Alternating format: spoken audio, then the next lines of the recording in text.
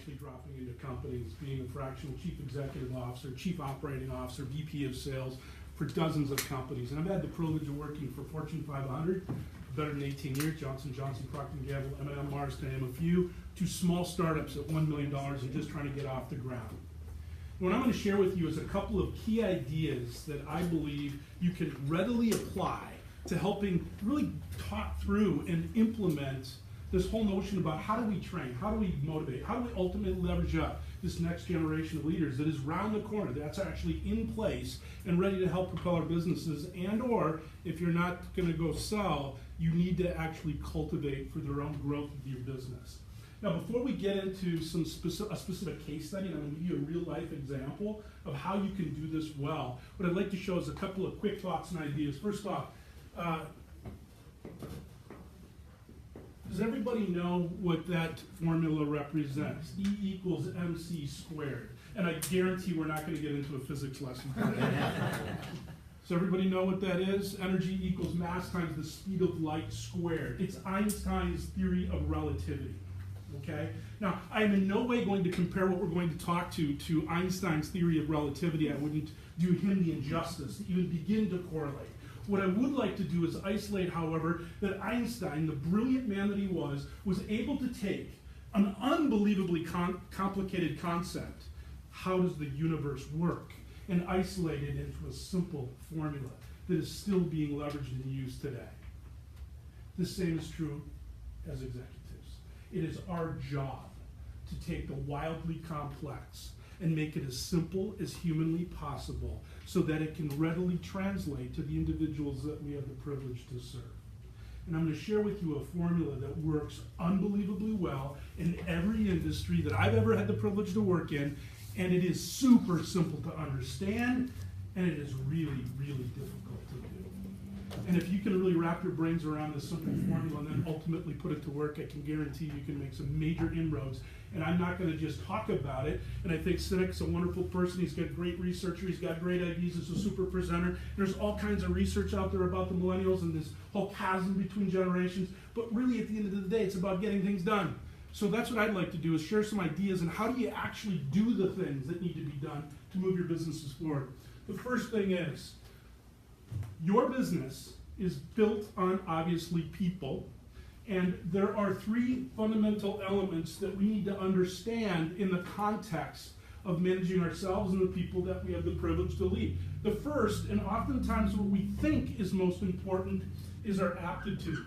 Okay? Our aptitude. Yeah, it's critically important. We understand our industry, we understand the marketplace, we understand all of the profit and loss statements and all the idiosyncrasies that go into building a business.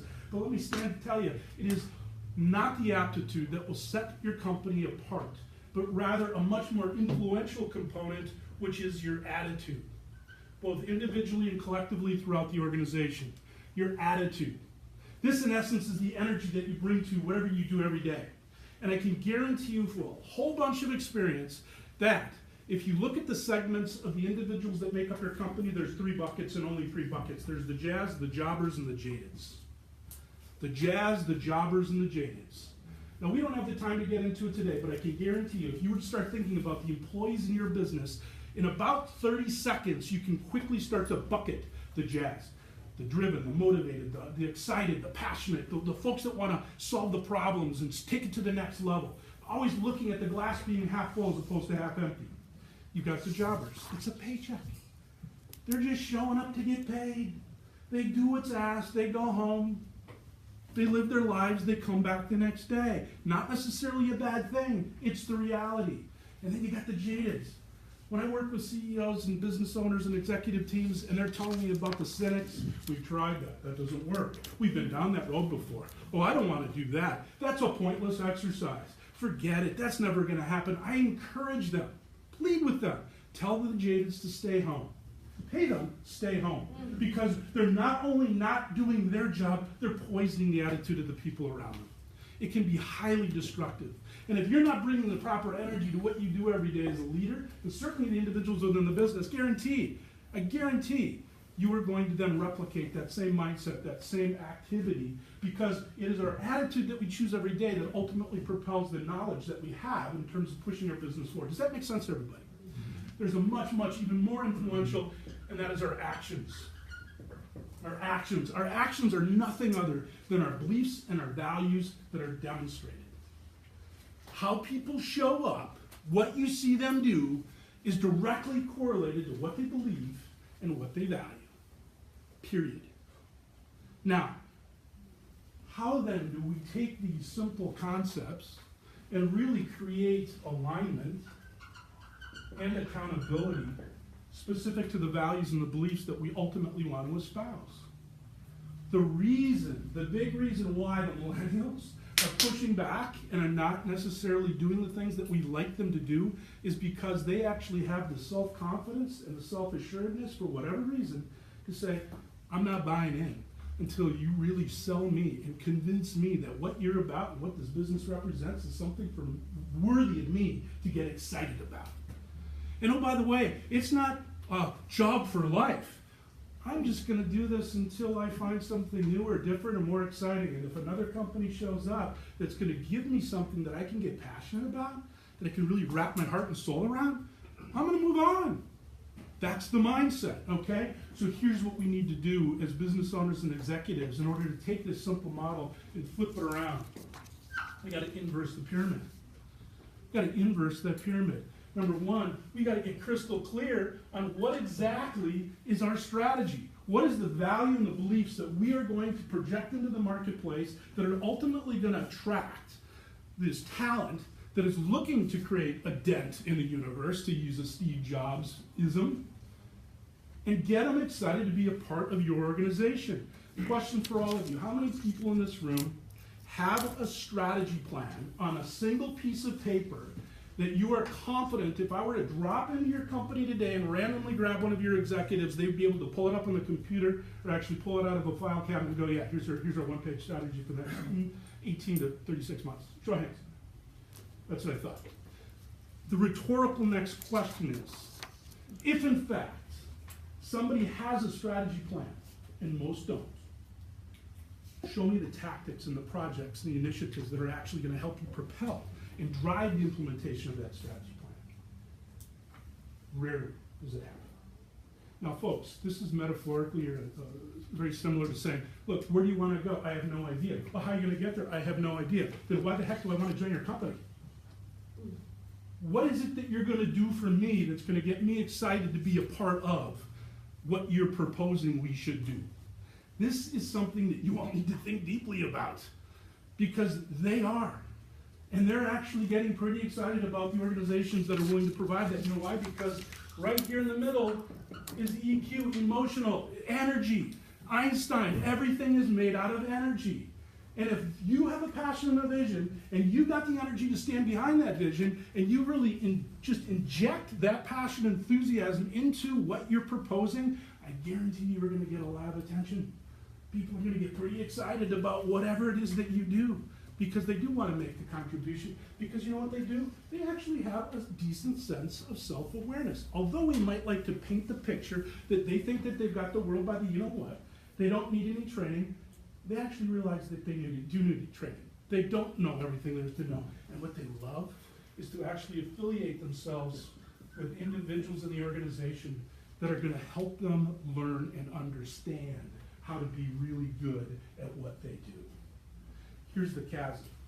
We grew up, for the boomers in the room, you got this continuum. Command and control. That's how we were brought up.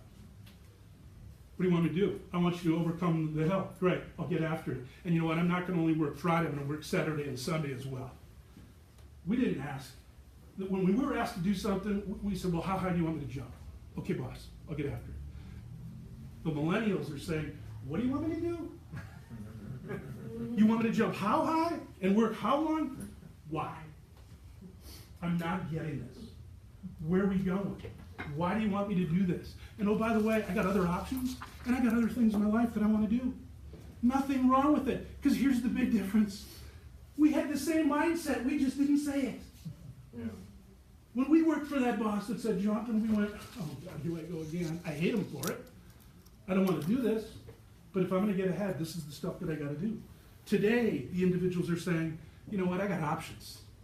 and I'm not hung up on the materialism as much. I don't have to have that big house. I don't have to drive that nice car. And as long as I can make a really decent living, hanging with people that I want to get excited to hang with, doing some cool work, I'm pretty hyped. I'm pretty excited. Is this making sense? Is this resonating? Yeah, this is our reality.